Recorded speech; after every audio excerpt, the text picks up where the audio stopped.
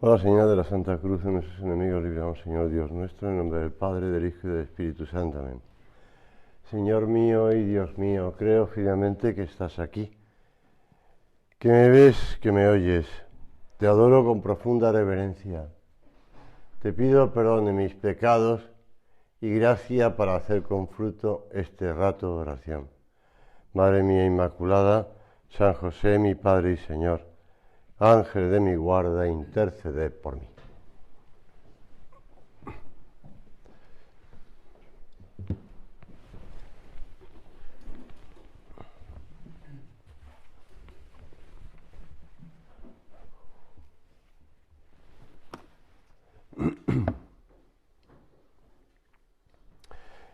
En aquel tiempo Jesús atravesaba ciudades y pueblos enseñando, mientras caminaba hacia Jerusalén. Ese modo de introducir, digamos, San Lucas, lo que va a la serie de preguntas y respuestas de nuestro Señor, es muy significativo, ¿verdad? Porque iba enseñando, iba pasando por ciudades y pueblos. Nosotros debemos entender que el Señor siempre va también atravesando ciudades y pueblos.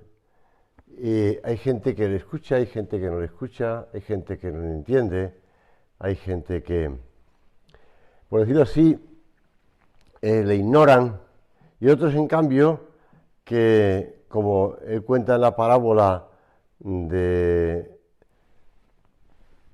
el sembrador, pues uno cae en un terreno, otro cae en otro terreno, uno les hace más caso pero tienen pocas raíces y porque tienen poca tierra. Vamos a escuchar al Señor siempre en la oración con la actitud de querer escucharle y después, sobre todo, querer ponerlo en práctica. Querer ponerlo en práctica. Y uno le dijo: Señor, son pocos los que se salvan. Él les dijo: luchad por entrar por la puerta estrecha, porque os digo, muchos pretenderán entrar y no podrán. Cuando el dueño de la casa se levante y cierre la puerta, os pondréis los que estéis fuera a llamar a la puerta diciendo: Señor, ábrenos.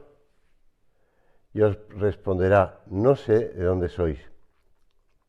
Entonces empezaréis a decir: hemos comido y bebido contigo, ya has enseñado en esas plazas. Y os volverá a decir: no sé de dónde sois, retirad de mí todos los agentes de injusticia.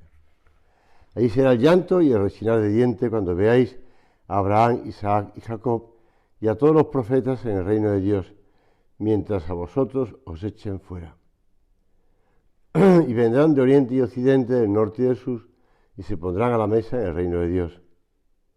Hay últimos que serán primeros y primeros que serán últimos. Estas expresiones del Evangelio, de la puerta estrecha, puerta angosta, primeros, últimos que sean primeros y primeros que sean últimos, como la Biblia, es que estaba leyendo ayer un libro sobre pasajes del Antiguo y Nuevo Testamento, dificultades a la hora de entenderlo y explicaciones. Está escrito por un profesor doctor en Sagrada Escritura, y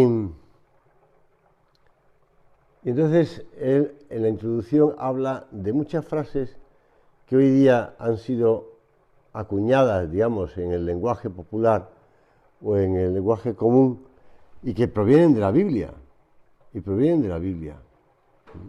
No solamente estas que te acabo de decir, sino otras muchas. Vale, no solamente nos quedemos en las frases, hay que profundizar en el significado. Estas expresiones, utilizadas por los teólogos para designar la situación del hombre sobre la tierra, el status viatoris la llaman, estado de caminante. Dentro de pocos días tendremos pues el comienzo de noviembre y tendremos la festividad o solemnidad de todos los fieles difuntos y además de todos los santos, perdón, y después la memoria de todos los fieles difuntos. Somos viatores, transeúntes que se dirigen a una meta. Y también creo que no es necesario un esfuerzo mental excesivo para percibir, al menos en sus rasgos generales, que esa situación de provisionalidad que es la vida del hombre sobre la tierra es un hecho casi evidente por lo que respecta a la condición personal de cada uno de nosotros. Hubo un tiempo en que no existíamos y la historia se iba desarrollando como siempre, a pesar de nuestra no existencia. Nadie nos echó de menos ni nadie podía hacerlo, y dentro de algún tiempo, si mucho o poco, pues siempre es muy poco, apenas un soplo, ¿verdad? El tiempo pasa muy rápido.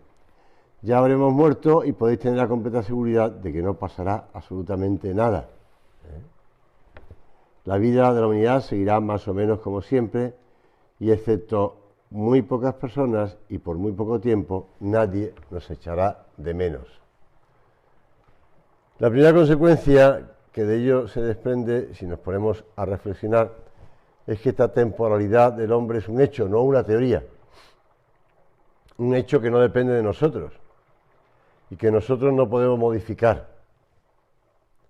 Y este hecho nos lleva a una conclusión. No somos unos seres independientes. No dependió de nosotros el nacer, no dependió de tu voluntad el nacer, y nacer precisamente en una época de peculiares características, con unos padres concretos, con unas cualidades determinadas, y tampoco depende de nosotros la muerte.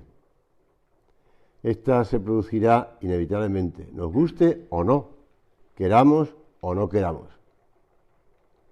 Independientemente de nosotros y antes de que fuéramos, existe una realidad en la que al nacer fuimos insertados y una realidad que podemos reconocer, aceptar, negar, ignorar o combatir, pero de ningún modo eliminar, porque es anterior e independiente de nuestra voluntad y está fuera de nuestras posibilidades.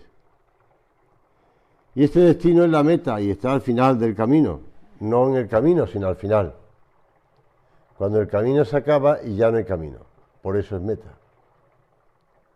Un destino que no está en el tiempo, sino fuera del tiempo, al fin del tiempo de cada uno. Y no en esta vida, sino en la otra vida. La plenitud a que todo ser racional tiende como consecuencia de la ordenación de Dios, solo después de la muerte se puede alcanzar, cuando todas las limitaciones humanas han quedado atrás. Como dice San Pablo, ni ojo humano vio, ni oído yo, ni hay entendimiento capaz de concebir lo que Dios tiene preparado a aquellos que le aman. No quiere decir que tenga necesariamente que alcanzarla, No quiere decir que se pueda alcanzar al cielo, pero lo que Dios tiene preparado, sí. La alcanzaremos si queremos, y no la alcanzaremos si no queremos. Como dice San Agustín, que ya lo has oído muchas veces, Dios que te creó sin ti, no te salvará sin ti.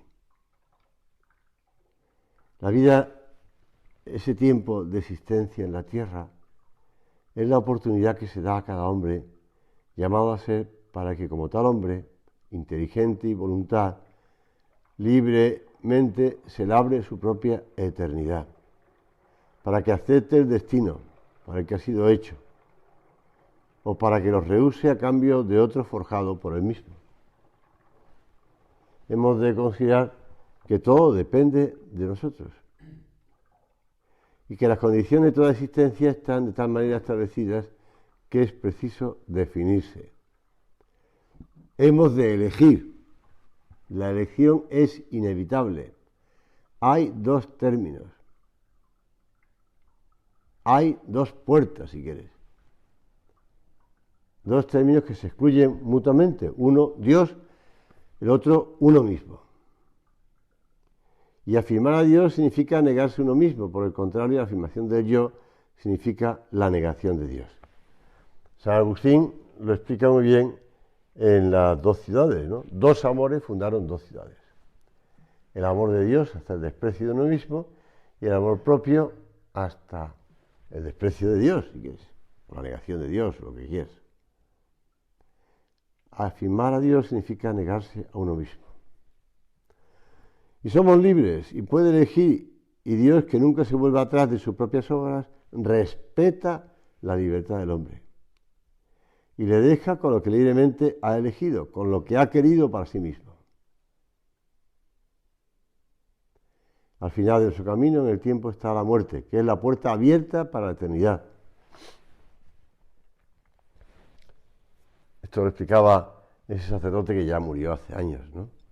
Y que después se publicó el retiro, o los ejercicios espirituales, como queramos llamarle, que le predicó a las monjas antes de morir en el Moncayo, por allá por Aragón. Yo le conocí incluso de seminarista y después de diácono y por supuesto de sacerdote. Yo le invité a dar una conferencia en Santiago de Compostela. Y este hombre predicaba en ese ejercicio a las monjas, que ellas grabaron, claro, y después se publicó. Después también se hizo una película sobre él. Pues La Última Cima. Bueno, pues en ese retiro explica cómo la muerte es una puerta, cruzar una puerta. La muerte es cruzar una puerta. Es cruzar una puerta. No es un túnel, no es... Bueno, es cruzar una puerta, es decir, pasamos de esta vida a la eternidad. Y cada uno se habrá quedado entonces con aquello que hubiera elegido. Si a Dios con Dios, se quedará por toda la eternidad y habrá alcanzado la meta que buscaba y por la que trabajó. Y tendrá a Dios. Pero si uno se elige a sí mismo y persiste en su elección a pesar de todos los llamamientos de Dios, de todas las oportunidades que una tras otra le ofrece continuamente para que rectifique, entonces ese habrá conseguido también lo que buscaba, la frustración, una eternidad de Dios y a solas consigo mismo, lo cual equivale a decir que ni siquiera a sí mismo se habrá encontrado porque se habrá perdido. Esta anécdota, pues yo creo que la encontré en México, pero bueno, además me recuerda mucho a México por una cosa que contaré después. Un jefe de gobierno europeo acaba de entregar 3.500 llaves de casas habitacionales a otros tantos afortunados inquilinos. Y entonces uno de estos les pregunta: ¿y excelencia, estas casas dónde se localizan? Están todas ellas en nuestro proyecto de desarrollo. Este año les hemos entregado las llaves, el año próximo les daremos los timbres y dentro de 10 años, a más tardar, ustedes tomarán posesión de sus casas. No es posible hacer todas las cosas en un momento. Y esto me recuerda algo que viví en México, ¿no? Como, pues, algunas empresas, concretamente una, salió en la prensa, no estoy inventándome nada, pues, incluso que cotizó en la bolsa de Nueva York, pues pidiendo préstamos y interviniendo en el mundo de la construcción a alto nivel en América, pues estaba construyendo casas de fantasía. Hasta que alguien me imagino que alguien de las empresas que estaban invirtiendo ahí, pues hicieron fotografías aéreas y comprobaron que donde decían que había unos desarrollos, pues eso, de miles de casas, no había absolutamente nada. Nada. Bueno, pues evidentemente nosotros no vamos a buscar una casa de estas falsas, ¿no? Nosotros vamos a la casa definitiva, que ya está construida, y como dice el Evangelio, pues aproximamos a entrar por la puerta angosta, porque luego ya no podrán, ¿eh? Y hay dos caminos, y solo dos, por los que uno puede discurrir a lo largo de su existencia en la tierra.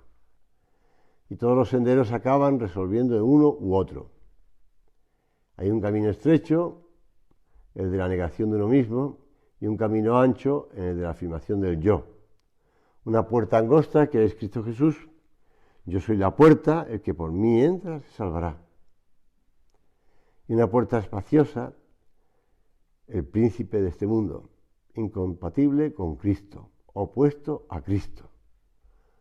Un camino estrecho y un camino ancho. Aunque San José María en una de sus homilías habla de aquel escritor que habla de los tres caminos, pero bueno, en el fondo uno es camino pues cuesta arriba, que termina en el vergel, que termina en el paraíso. El otro camino es cuesta abajo, bueno, camino normal, o si quieres plano, tal.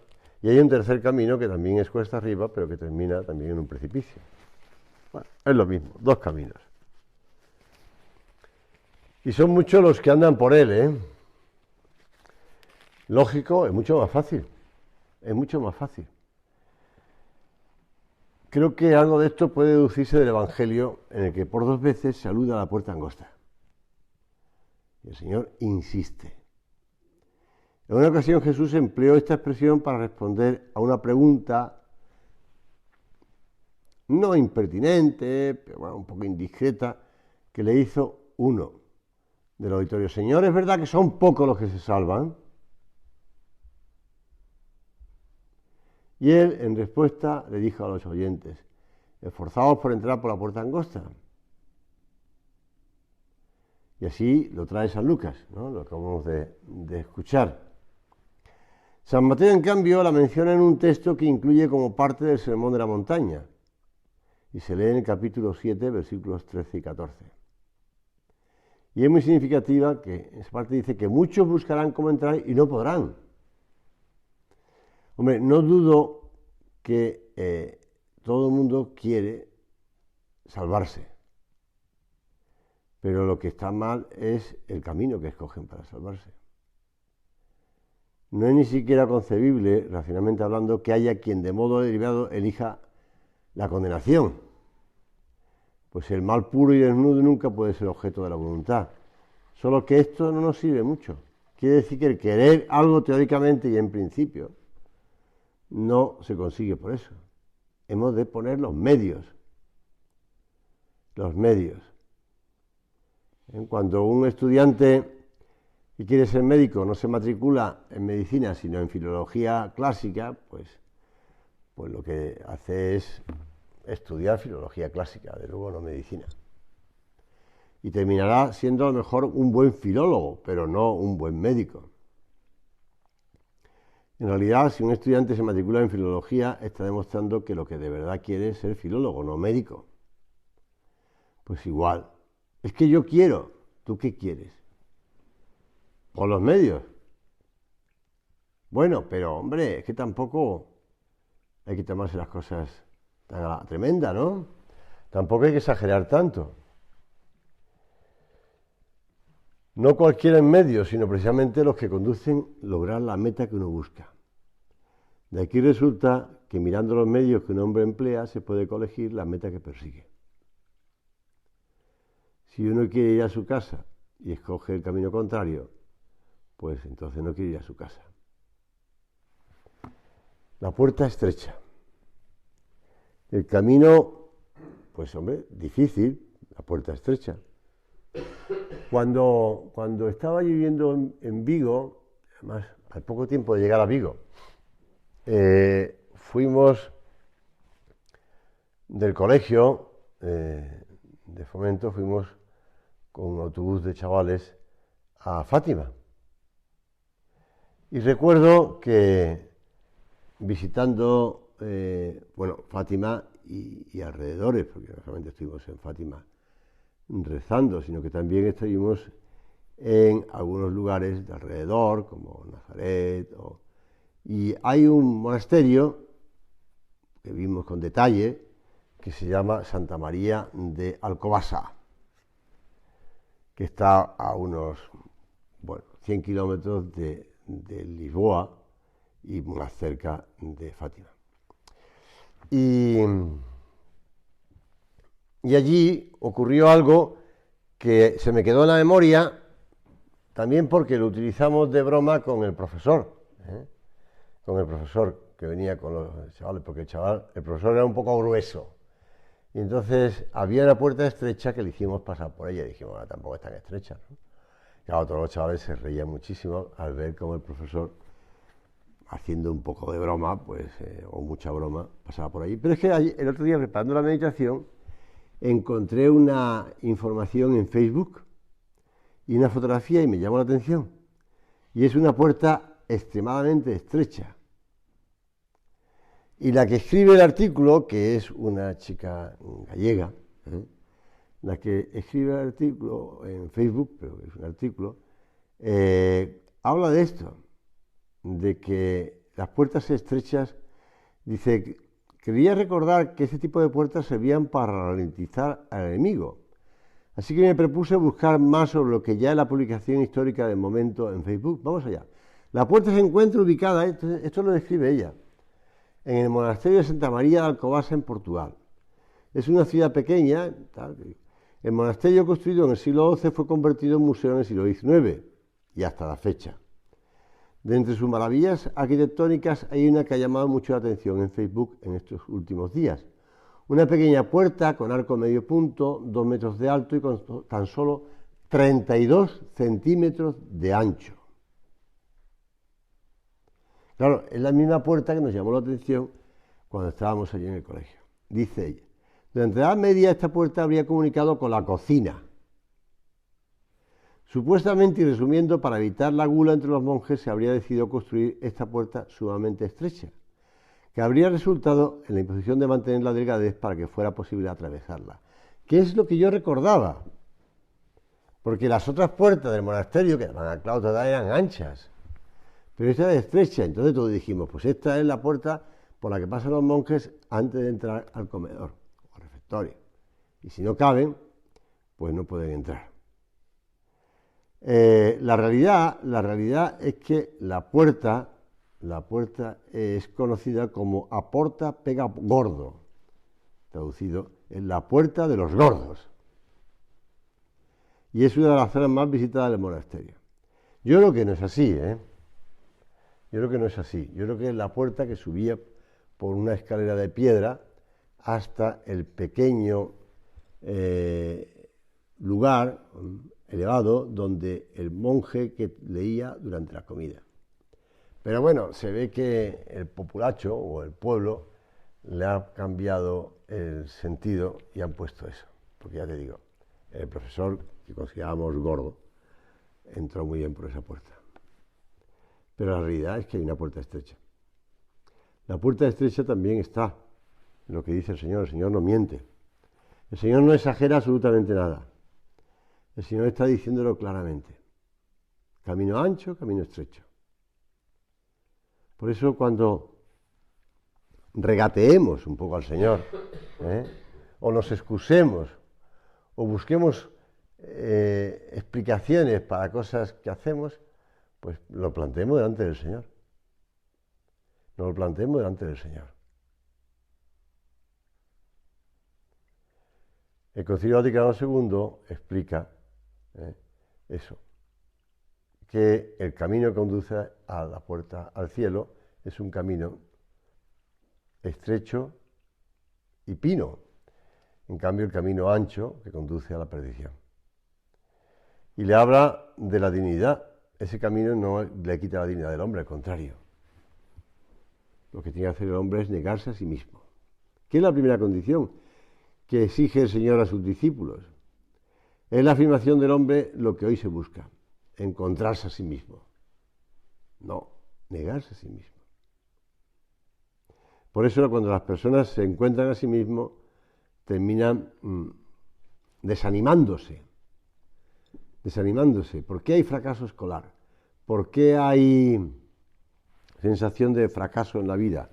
¿Por qué hay momentos en los que... Yo me comentaba una persona, es decir, que cómo intentaba ayudar a un familiar y el familiar no quería reconocer lo que estaba haciendo.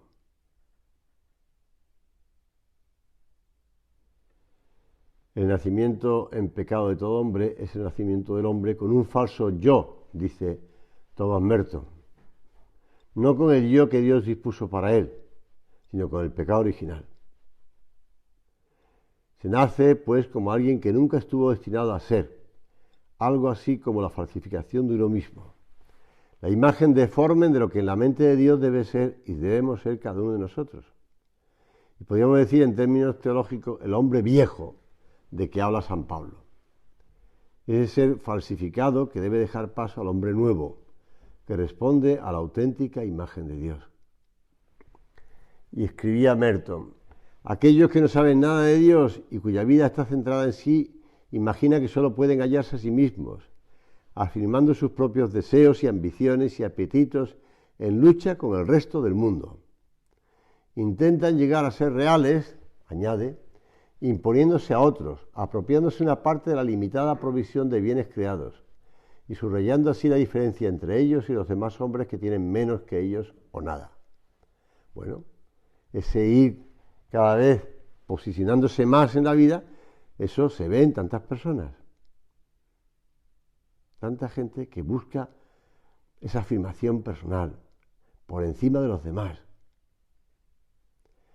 En cambio, el camino estrecho, la negación de uno mismo, que es la afirmación de Dios, por ese camino también va Cristo.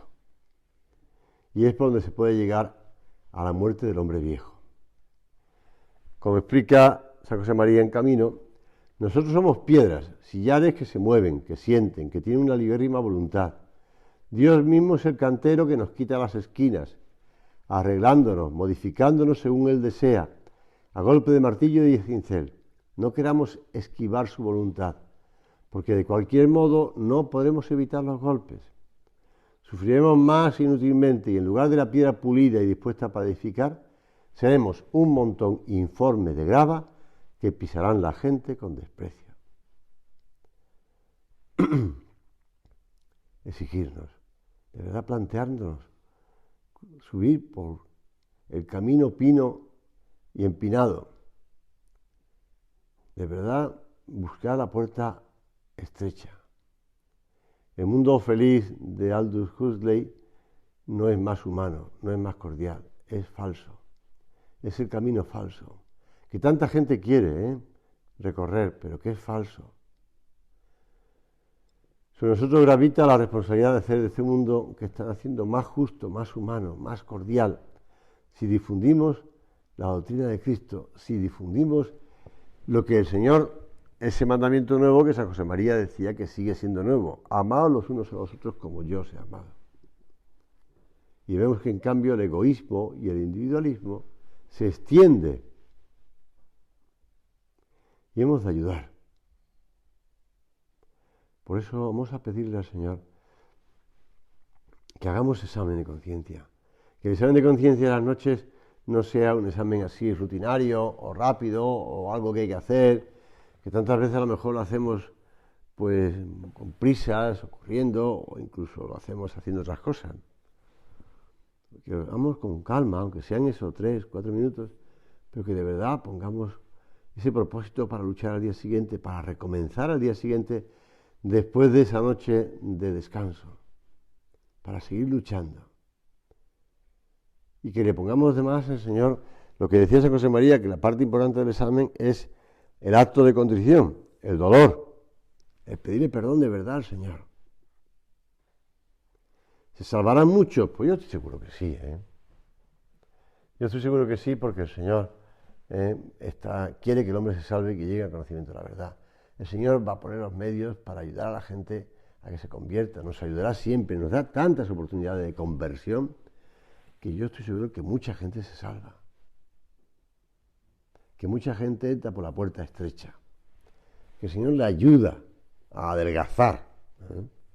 A adelgazar.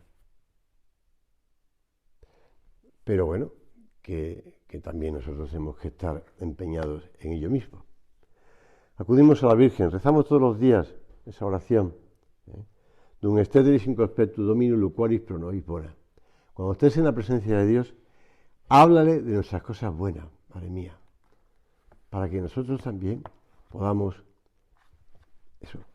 caer bien al Señor, entre comillas, es decir, que agrademos al Señor porque la Virgen le hable de nuestras cosas buenas. y se anime a seguir ayudándonos y a seguir convirtiéndonos.